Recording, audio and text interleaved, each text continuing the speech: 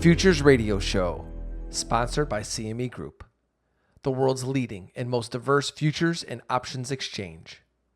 CME Group's markets help individuals and businesses around the world effectively manage risk.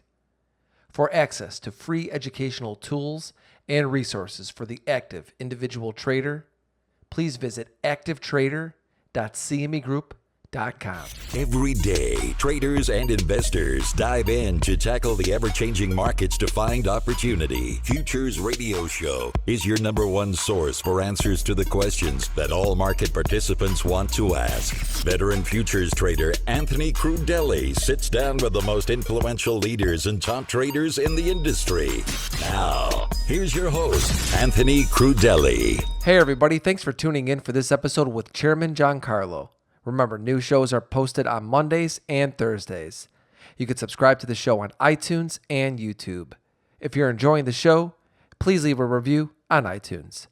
Before I play today's interview for you, I want to give a shout out to the great sponsors of Futures Radio Show: CME Group, Trading Technologies, RJO Futures, and Top Step Trader.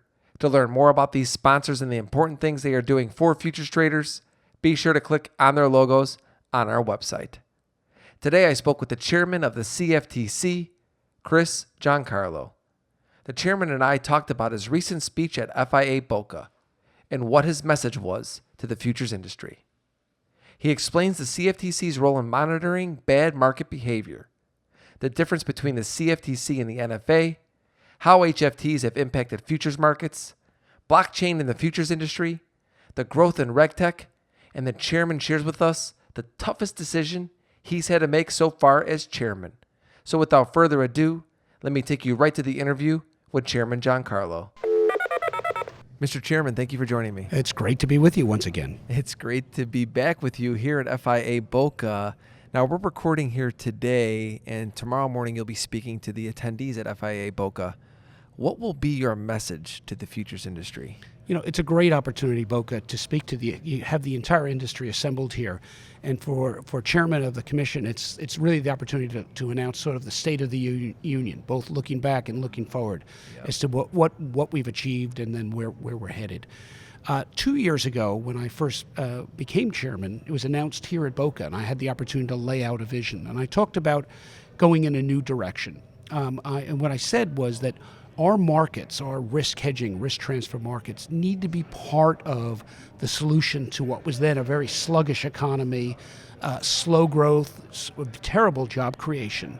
And our markets had to be a place where lenders and other market participants could hedge the risk so they could extend more risk, so they could lend, they could support economic recovery.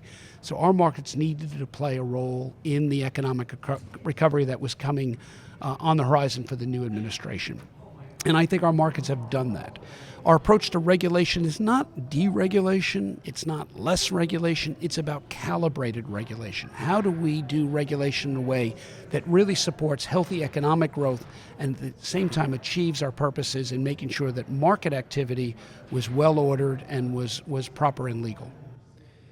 What is the role of the CFTC monitoring bad behavior in futures markets? Yeah. So that's a big part. One of our core missions is to take action against market misbehavior, market manipulation, and fraud. We have a very effective, very active enforcement effort exactly for that purpose. And we also work with our self-regulatory organizations like the Chicago Mercantile Exchange, but also with the National Futures Association that also work to make sure that our markets are free from fraud, manipulation, and other misconduct. Explain to everybody the difference between the CFTC and the NFA. Great question. So the NFA is a self-regulatory organization. It's set up by market participants and industry participants through their contributions, their dues, in order to police activity in the market. It's not, however, a law enforcement agency. It can impose fines, it can determine misconduct, but at the end of the day, if market participants ignore its instructions, then its job is to refer those cases to us at the CFTC, and we bring in our enforcement action, and we have the ability to bring civil charges and take cases to court. Talk to us about the impact of HFTs in the futures markets. So, our markets have changed dramatically, just like every other part of our lives. Every other part of our life has become digitized. I grew up in the 70s. The cars we drove then were pretty analog. They were pretty mechanical, and they really were not electronic. They were not digitized. They took a long time to accelerate, and they took a long time to slow down. But now, modern automobiles are digital. They're fast, they're efficient, they accelerate quickly, and they slow down quickly. And that same digitization is taking place throughout our markets, throughout our entire lives, but especially in our marketplaces. And I liken high-frequency trading to modern automobiles that are much faster, they're much more efficient, they're much more precise. But under our rules, they have the same right to occupy our highways as the old analog automobiles do. The same rules apply, but they're able to move quick and fast. Now, people have invested to get that quickness and fastness in them, but they have a role to play in their markets. And many would argue that they bring a new degree of liquidity, a new degree of trading capability. Now, for traditional market participants who operate more in a human analog market, it can be very perplexing, this transformation of markets from human to analog, from binary to digital. But it's a transformation we're seeing in markets, and it's a challenge for us as regulators to make sure the principles underlying our regulation still apply in a digital marketplace. How is the CFTC overlooking the HFT spoofing, all of the market bad behaviors? Is it done through automation? Is it through technology? Is it through people? Is it through people reporting? Is it all of the above? All of the above. So we use many methods of monitoring our markets, some that are very highly automated, but some are simply old-fashioned gumshoeing, and some of them also look to market participants to make us aware of misconduct. So we have whistleblower.gov website where market participants, if they see bad behavior, can go and make us aware of it, and as appropriate, we'll look into that conduct and take action. Your participants, I think, your listeners should know, we have been very, very active in monitoring markets. There's been no pause, no let up in our supervision of markets. Under the last 2 years, we've had more enforcement action, we've had more action of large matters, we've had more diversity of matters, we have been more whistleblower awards. We're very, very active on the enforcement front, and I think that the majority, the overwhelming majority of market participants who behave properly in the markets need to know that we're there making sure our markets are free of fraud and manipulation, and we're on the job. So what do you attest that to over the last couple of years? Is it because the CFTC has gotten better at it with technology, people have been more vocal about it? Once again, is it all of the above? It's certainly all of the above, but it's also tone at the top. I'm a person who spent, before coming into government, 30 years in the private sector, 15 years in the markets. And I believe that what gives market participants confidence is knowing that the cops are on the beat, that are policing misconduct. So even though I'm a believer in regulation that's reasonable, and I tend to be much more of a free market capitalist, I'm also a believer that to have good and free capitalist markets, you need very strong enforcement. You need reliable enforcement. People need to know that if there's bad actors, they will be caught and they will be prosecuted. And that's what we've tried to deliver, certainty of strong enforcement. Yeah, there's no doubt. I think that since you have been chairman, no question the leadership is the best I've seen in over my 20 years, so I appreciate that, sir. I want to talk about you guys working with Reg Tech companies, because coming to FIA, Boca, and all of these other places that we attend in the futures industry, I see more and more the growth of Reg Tech companies, and when I speak to them, whether it's through my radio show or just speaking to them in private, they have talked about how they're working a lot more with the CFTC, with the exchanges. Did that come from leadership from you as well, or how did this all evolve? It absolutely did. So I think that when these Reg Tech companies used to look at us, they would see the equivalent of a big Washington limestone building with very small doors and no door that said, innovators come this way. What we've changed that. So we've created something called Lab CFTC, We've headquartered it not in Washington, but in Lower Manhattan. And we take the show on the road. We've done lab hours in Chicago, in Silicon Valley, in Silicon Hills, Austin, Texas, in the South Bank of London, in Singapore. We go where the innovators are to meet with them, to talk to them about the way we do regulation and how their innovations fit in with what we're doing. In the 18 months since we launched Lab CFTC, we've done over 250 individual meetings with innovators big and small, from small startups all the way to large financial institutions, to understand their innovation and see how it works, interacts with our regulations, and also where we need to update our regulations and bring them more in line with the new innovations. You're allowing the private space, the private industry, to be able to work with government. Absolutely. Yeah, I mean, I can't say enough on how important I think that is. And the other thing, I'd say one more thing on that. There's something known as Moore's Law, that the speed of innovation doubles every 18 months. Well, it's not just the innovation, it's also the adoption is moving at that same pace. And what we're trying to do at the Commission is adopt what I call an exponential growth mindset. That is, as regulators, we need to think that things are moving that fast. We need to anticipate the pace of change so we ourselves can move at that same pace of change. Adopting an exponential growth mindset is, I think, one of the biggest changes that we've adopted in the last 18 months at the Commission. hey everyone, I hope you're enjoying the show so far, but I want to pause and thank one of our sponsors, Trading Technologies. I started using TT in the year 2000, and I love it. It is by far the best trading platform I have ever used, and I've tried a lot of them. With TT, you can trade the global markets from virtually anywhere in the world. They are the world's fastest commercially available futures trading platform. I highly suggest you go try out TT, especially because you can try it for free. Just go to tryttnow.com and set up your account. You mentioned how this is basically, Boca is always going to be your anniversary from when you became chairman. In the 2 years that you've been doing this, what was the toughest decision you had to make? Well, I'll tell you what, talk about innovation. We had the self-certification of Bitcoin futures before us in the fall of 2017. And there were a number of voices in and out of the agency, in the public sphere, in the press, very critical of our willingness to go forward and see the self-certification take place of Bitcoin futures. But I was concerned about something that I don't think other people were witnessing. What we were watching was a huge bubble emerge in Bitcoin futures, a run-up that brought Bitcoin, I said Bitcoin futures, but Bitcoin cash price, that saw it reach $19,000 in December of 2017 from a few $1,000s at the start of the year. And that was really the first bubble in post-crisis since the financial crisis.